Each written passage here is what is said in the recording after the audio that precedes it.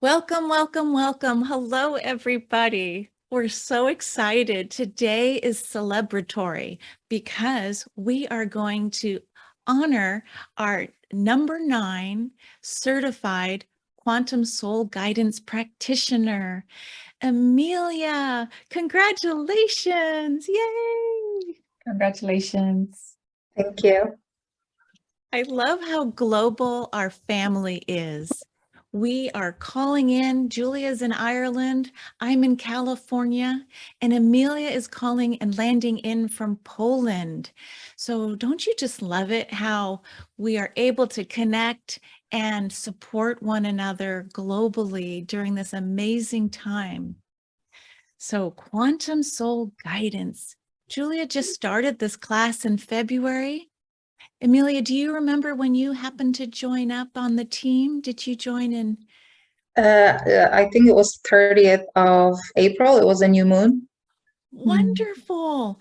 Okay, so you tracked the lunar cycles, and before we started recording, you shared something very important about today.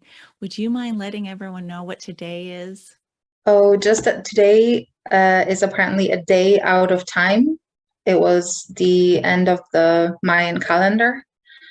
So I sort of take it intuitively. I haven't read that much about it, but I feel like it's a reset. We're starting, everything seems to have aligned, and we're going forward just completely aligned to our core and to our planet. Oh, I feel that energy. Julia, you were going to say? If I remember correctly, when I followed Matthias de Stefano last year, when he was doing his duty of service out of Egypt, he explained that the Mayans and Atlanteans as well, they had 360-day year, and then they had 5 days out of time that kind of created a reset, and then they started a new year, 360-degree circle, 360-degree year. So I believe that's where it comes from as well. Amazing. I love that. So great timing for Emilia today. I'm so glad. Especially that I do come from the void. So we are gonna get into that. That is a special marker. So it's interesting because Julia, you've taught us there's no accidents. You know, the timing of readings, the timing of a celebration. When we looked and look at ourselves into galactic time, Matthias de Stefano on Gaia TV, you know, talks about going backwards in time. And then Emilia, your marker for today being out of time really speaks to this idea of quantum, you know, quantum soul guidance. So it is this void part where the full potential of everything can come forward. So I love it. It's the perfect placement for your, and number 9, right? The completion, alpha, omega, right? And it's actually, sorry to interrupt, I'm number 9 path. It's my life path number. Oh, chills. Oh, I love it. You just can't make this up, right? When you start learning the language of the galactic, of light, it's just, you start looking at the synchronicities. So speaking in terms of number, but let's get going. Emilia, I read a little bit of your biography, how you have a whole host of energy-related divinatory practices that include Reiki, Tarot, the Violet Flame, Akashic Record reading, and now Galactic Astrology has been added. Help us understand in your journey how you came upon this galactic astrology component with Julia. Honestly, it's I follow signs. I have since I was a child, and the healing modalities they came through when I was a child. I used to heal my mom's migraines when I was 5, which was amazing. I would just naturally come over and put my hands on her temples and it would go away. She reminded me of that when I did Reiki. That was amazing because I had forgotten. So, and I was in my family, it was just myself and my mother, and I was accepted as that, you know, that I see things differently. And so I was free to kind of be myself and follow just my intuition from the start. So I do it. I traveled a lot around Europe, around the whole world. I have many, many moments that are very significant. For example, when I lived in New York, I left for New York when I was 19. I didn't know anybody. I just got up and left Poland and went to New York. And I was there about 2 years, maybe a little more. And all of a sudden, like I was supposed to stay there. That was my dream. And I resonate very strongly with the US. And within 1 week, I was packed and I had a flight back home. And that was the end of summer 2001. Just for those who know what I'm talking about. I went home. I lived in downtown Manhattan, so I would have been evacuated. So everybody was angry with me because nobody had a chance to come visit me. And I just packed and came back home. So I do these things when I'm used to not understanding where I'm being led and just following that gut feeling. So with that being said, I went to Ireland. Ireland was really important to me as well because it was about 11 years of my life where I chose to experience it as strictly 3D. That feeling working in a corporation, in finances, and just experiencing the alcohol, the way of life. The Ireland is, to me, it was very 3D, very 3D. And when I was ready, I came back home, and I didn't have any teachers. I don't learn very well from other people's experiences. I have to experience things myself. So step by step, little by little, I got to know myself and trust myself completely and love myself completely. It took me about 10 years, but I did it by myself. And so I have complete trust in me. And I went through tarot and, you know, that energy, the Reiki came to me in Ireland, and it was a long road. And then when I moved to the countryside here in Poland, everything just went light speed. Like my expansion just went completely bonkers. I did Reiki, like I think 3 levels of Reiki within 1 year. And my master, Reiki master, told me I can because I have that huge capacity for it. So I'm actually okay to do it. She also told me that Reiki in my case is just an opening into something much bigger that's coming for me. So that was very nice of her. And then I had a visitation during the night where 8 beings, like I saw 8 beings, like plasmic light beings in a circle. And I was pulled, like my energetic body was pulled into the center of it. And we were connected by energy lines. And then all of a sudden I was on the outs, like I was one of the outer people. And after that, I started searching for something 9 beings, something 9. I was familiar with Magenta Pixie. So I knew there was something like a Council of 9. Mm-hmm. So I started researching. And that's how I came upon Elena Danaan. and I found her video about the Council of Nine.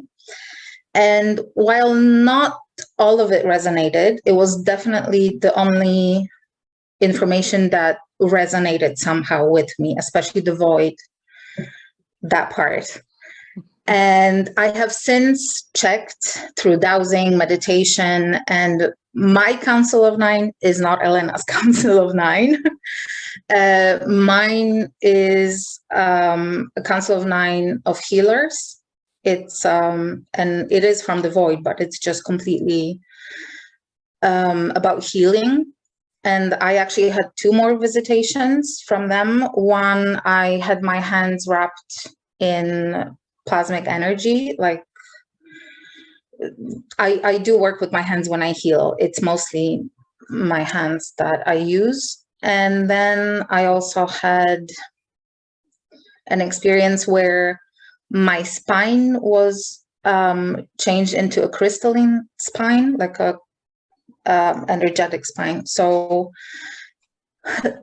as I talk about it, I feel a little crazy, because there's also a skeptic inside me that kind of filters everything, standing right next to me, that part of me saying, you're crazy, you should be talking about it.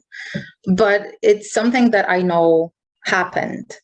And I followed Elena Danaan, but I don't really resonate with that political stuff. To me, it's still connected to politics. It's something I did experience, did explore. It's not my jam. So I stopped watching, really. I was still following. I was looking at the videos, and then Julia's video came up. Mm-hmm. And I said this before, within like 7 minutes of watching that interview, I was on Julia's website basically signing up.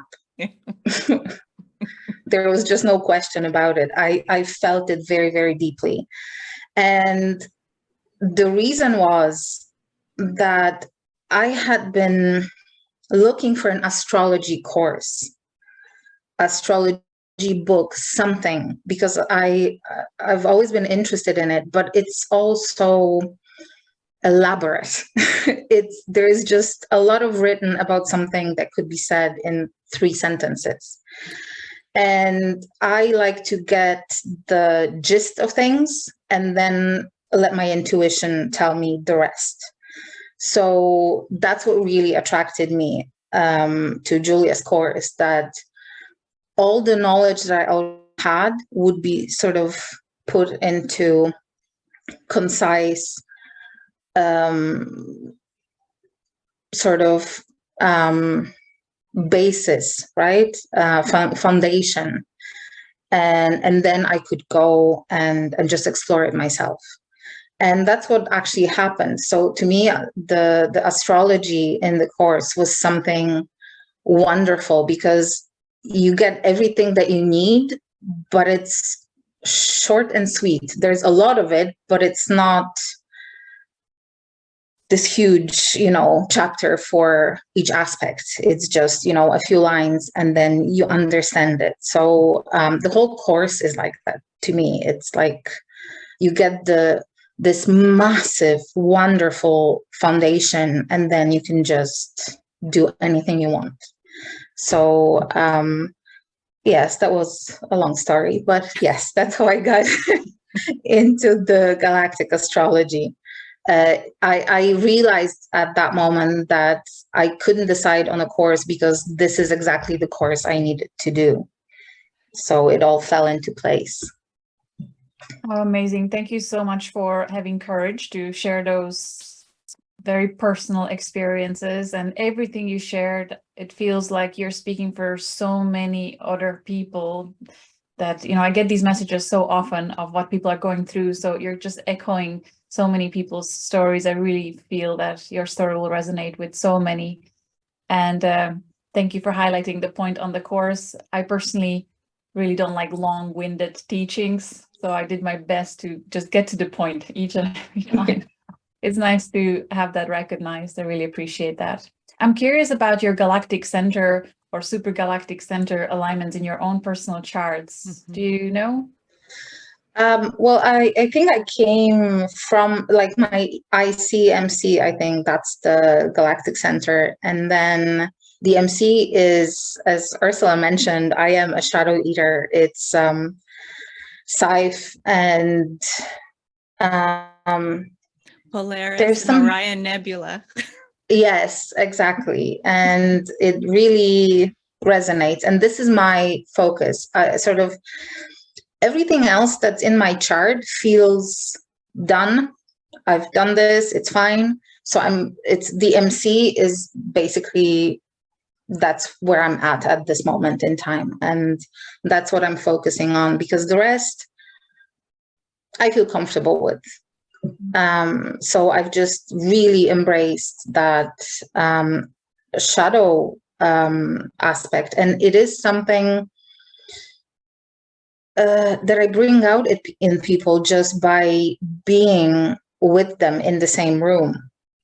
There are reactions just by me being so free and loving to myself.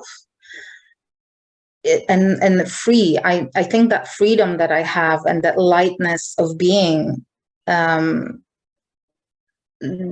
it rubs some people the wrong way. It brings out the shadow, because that shadow is it's something that is holding them back, right, from embracing themselves. So it's definitely something that I truly resonate with. And even before the course, I started doing a workshop about loving your own shadow, which is kind of crazy. And I based it on tarot, and I use Reiki in it to do some healing. And we use the sacred labyrinth, and it's just, yeah, it's really truly synchronicity every step of the way. If I remember correctly from some of our group class calls, don't you have like really busy 8th house, even stellium or something, 8th house, 2nd house? No, 8th house, I have Chiron in Taurus, but my 6th house, my Pisces house, I'm a Pisces, and I have Mercury and Venus and something else there, along with the sun. And then I'm a Virgo ascendant, so I'm also Pisces descendant. So it's balancing polarities, integrating polarities. So powerful and so transformational, clearly, to be in your presence. And what a blessing. I can't wait for people to resonate with your story, be pulled in, and have an amazing experience. I have to say, when I was reading your certification process reports, the sessions that you had with clients, I had several goosebumps. My heart space really opened up wide. I felt emotional just reading the style of everything that came up in their sessions and their feedback. It was, again, just another level. I feel almost like I repeat myself, but each time it's unique. These are all very unique practitioners of quantum soul guidance, and it's so beautiful that you all have your own flavor and something really special that will bring in certain people, and then it's magical. I'm so happy and so proud. Super well done. Thank you. I think with clients so far, each client has been different, but the thing that's similar is that identification with that galactic mission rather than something truly here on Earth. So something much bigger than us. And the fact that it's their first incarnation on Earth, pretty much the same as mine. So, and it's more a mission than incarnation. And these missions are huge. Like I eat shadows, not just for individual people, but I am a shadow eater for the collective as well. And the solar being that I did a reading for, that was part of creating our planet and making sure that it ascends. It wasn't just creating, it was just making sure, right? It's huge. I would sit there going, wow, I can't believe this. It's huge. I think just responding to your earlier statements, Emilia, my goodness, you talk about multidimensional soul healing. So that whole thought coming from the void of, knowing thyself. And you said earlier, and it really rang true and loud, this idea of once you know who you are, this grounding that you bring, I mean, it's beautiful that your mom is on the side, she's listening, but you said you have to learn it by your own experience. And once it's true for you, you can discern, well, this feels right. And then this might be true for that person, but it doesn't ring true for me. So this type of discernment is nothing about that other person. It's about, I know who I am. And if you would like a session with me, let's just see what comes through. But you are emitting this idea of solidity and anchoring because you already know yourself and you're probably still learning. You were the first person in our class to start saying, hey, let's do peer-to-peer sessions. Who wants to join me? And so I was able to go back and watch because we're in different time zones and listen and learn. And this is that whole idea of being anchored with the galactic center, this whole I see midheaven. This is like a rocket ship, almost like a portal of light that you can hold and anchor. So whether you're shadow eating or transmuting shadows, this idea of taking shadows and then shifting them into a different neutralized energy or even beneficial energy. But until it's in your conscious mind for a session, like, hey, had you ever considered this as your shadow? Because we sometimes don't look behind or we can't see it because it's such in a subconscious level. But your journey really seems like it's anteed up with energy work. Everything, again, the violet flame. Tarot is a way to understand energy, and the Reiki that you could feel it through your hands. When you mentioned your Council of Nine, when this recording happens, you're going to see the light behind you. The camera shifted. It was almost like they showed up briefly and then it went back to normal. I don't know, Julia, did you see that? Yes, three times. Yes. So that's your journey from where you've been. And now here today, celebrating this advancement as a certified, practitioner. I'd love to know, when you first started this idea of Tau Ceti coming up, that particular fixed star, how is Tau Ceti settling in with you, or a particular fixed star that you absolutely love and identify? Because I think it'll help listeners understand as we start learning our fixed stars and the energies, what's helping you anchor? Well, I'm going to repeat myself, but the void is my jam. That's my strongest. You mentioned Tau Ceti. Tau Ceti I see again as expansion of consciousness, and it's that energy to me. So I do resonate with it. But with the fixed stars, while I love Galactic Astrology, and it is an element of the readings, of the reading I offer, because it's only one, I touch on them energetically. Like, again, I don't look at beings, I just kind of feel into them and see what comes up for the client, with the Akashic Records, with the pendulum, with the cards. I'm a Pisces, I swim in it. I see the current, right, of the flow of the soul, and that's what I pick, and that's what I translate to the client. The sort of the most important touchstones that are there, and where I see they should be reminded of their power, the tools they have, and how they can use them. Sort of, so I don't think I resonate with one fixed star per se. Well, Scythe would be probably a close second to the void, because I sort of see it in tandem. I love, it's not a fixed star, but I also resonate. Black Moon Lilith is up there. It's all that darkness that I can really hold space for other people to be able to transmute it. So I can't really say one. Good. Well, your answer is non-linear. It's not, one piece. And Julia always tells us she likes to read.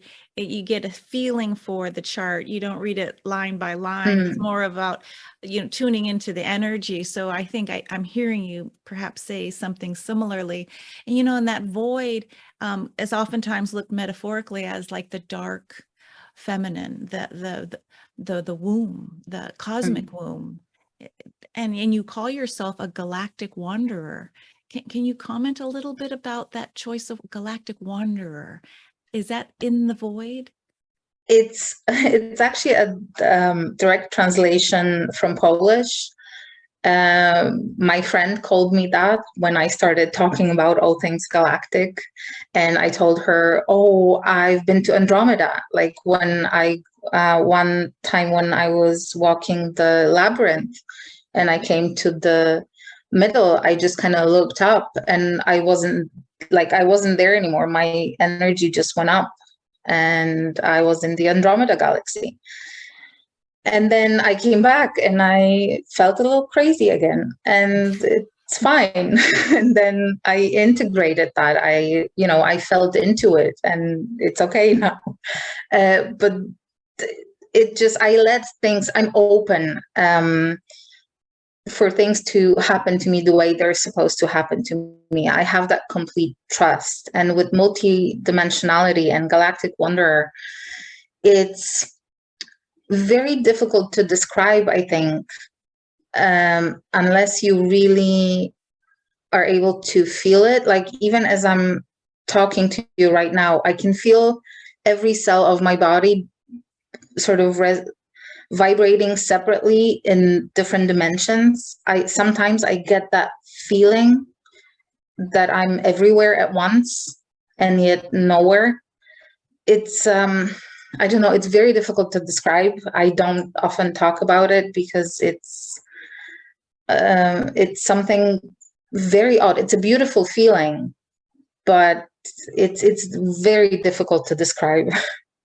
You're doing really well at describing it, even if it may seem odd when you hear yourself saying it. I believe many people are wired this way, and you can see it in the chart as well and explain why you feel and perceive this way. I'm sure there'll be many indicators of that in your chart, and many people are like that, and they don't know how to say it because they feel crazy when they start. And they try to explain it to them, and usually you don't necessarily meet the same person within your immediate environment with same composition, so they are all hiding in their closets. So I'm so glad you're speaking these words now, and will touch their hearts, their souls, and they'll be able to identify and feel like, okay, I'm not going crazy. There is actually other people who perceive this way. So thank you. Yeah, and in fact, what you just said, Emilia and Julia, was this idea that your sessions, Emilia, will help people become aware of their shadows, help transmute them. But the question is why? And I read on your information that it's to help them align with their higher selves. So what you just said about feeling weird, in esoteric circles, it could be this desire so many of us have to have our 3D personality merge with our higher selves, and therefore then being everywhere at once. But this merging and the crystalline, from carbon to crystalline in our DNA at our very core level of physical matter, it's like you are transmitting that. So not transmuting, but transmitting that. And I can see why people want to have one-on-one sessions instead of, just recording. So I think you are right on, spot on. And if you don't mind, because I love languages, could you say in Polish, galactic wanderer for me? It's galaktyczna powsinuszka. Thank you. Oh, I love it. See, Yeah. we're learning a light language, but I also, the whole language is on our world is amazing. Okay, so as we wrap up a little bit, I'd really love from my heart to your heart and Julia's heart, what message would you have for some of our classmates? Because the class is just expanding, again, with you offering sessions now in Polish and English, we've got German, Dutch, and French as well on the smorgasbord for certified practitioners. But from your heart to your classmates, is there some message that you'd like to offer them? I think most of all, exactly what Julia talks about throughout the course.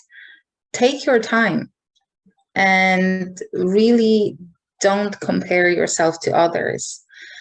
I had been working for at least 10, 12 years on myself and trusting myself. So that part I had down. It was the astrology mostly, and other things as well, because there's a lot in the course, but it was mostly astrology that was new to me. So I actually finished within 6 weeks, but I gave myself another 6 weeks to work so that I could see in practice if I need any more. But if you are just starting your journey with yourself, to yourself, really, to your true self, give yourself time. Give yourself space to truly know yourself, to integrate all that information, because I feel like this course is a one-stop shop for spiritual awakening. So instead of doing a workshop here, a workshop there, going here to a festival or learning this, do this course. Give yourself a year. Allow yourself dark night of the soul to happen throughout that. And you will come the other side as a completely aligned person. And it takes time because you need to integrate it. So I know that feeling. I lack patience because I'm so used to everything happening like this. But it is patience, I think, most of all that you need, and just not comparing yourself to others, because we are all starting from different points and different stages of awareness, of consciousness. So just allow yourself the freedom to take your time and be patient with yourself and just take it in, understand it, feel it in your body, all that information, because that's how you're going to work on the other side. It's going to be, your body that will be telling you what to do. So wonderfully said, transmitted, such an important and valuable information. Thank you so much. There's one thing I do want to touch on with you that's different, and that is your preference, if possible, for in-person sessions. And it's such a beautiful validation of how the universal marketing team works with you, which I talk about in the course, that you seem to be getting clients that prefer to come in person, meet you in person, and have that experience rather than connecting online or receiving a report. Do you want to just mention a little bit about how you feel about this and why and how you seem to be attracting that clientele? Anything you want to? Honestly, when I was doing the course, I was thinking, English more so than Polish, and Zoom and recording. So I was looking that way. And then it just happened. I like to work one-on-one. And I like to work, I have a beautiful space in the countryside. I have my study, I have crystals, I have, a magical walnut tree that just is beautiful, and we can sit under and chat about it. And it just so happened that the first people that came to me came here in Poland. And it was a friend of a friend of a friend. And it just started going this way. I am open to online readings, of course.